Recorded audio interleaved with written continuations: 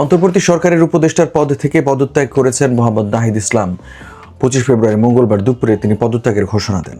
অন্তর্বর্তী সরকারের তথ্য ও সম্প্রচার মন্ত্রণালয় এবং ডাক, টেলিযোগাযোগ ও তথ্য প্রযুক্তি মন্ত্রণালয়ের উপদেষ্টার দায়িত্ব পালন করছিলেন তিনি। বৈষম্য বিরোধী ছাত্র আন্দোলন ও জাতীয় নাগরিক কমিটি নতুন রাজনৈতিক দল গঠন করছে। এই আন্দোলনের নেতৃত্ব দেবেন নাহিদ ইসলাম। সে কারণে তিনি উপদেষ্টার পদ থেকে পদত্যাগ করেছেন। 28 ফেব্রুয়ারি নতুন এই রাজনৈতিক দলের আত্মপ্রকাশ হওয়ার কথা রয়েছে। বৈষম্য বিরোধী ছাত্র আন্দোলনের কোটা বিরোধী আন্দোলনের সময় মুখপাত্রের দায়িত্ব পালন করে পরিচিত মুখ হয়ে ওঠেন ঢাকা বিশ্ববিদ্যালয়ের সমাজবিজ্ঞান বিভাগের ছাত্র নাহিদ ইসলাম।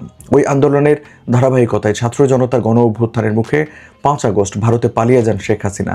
এর 3 দিনের মাথায় 8 আগস্ট অধ্যাপক ইউনূসের নেতৃত্বে অন্তর্বর্তী সরকার গঠিত হয়।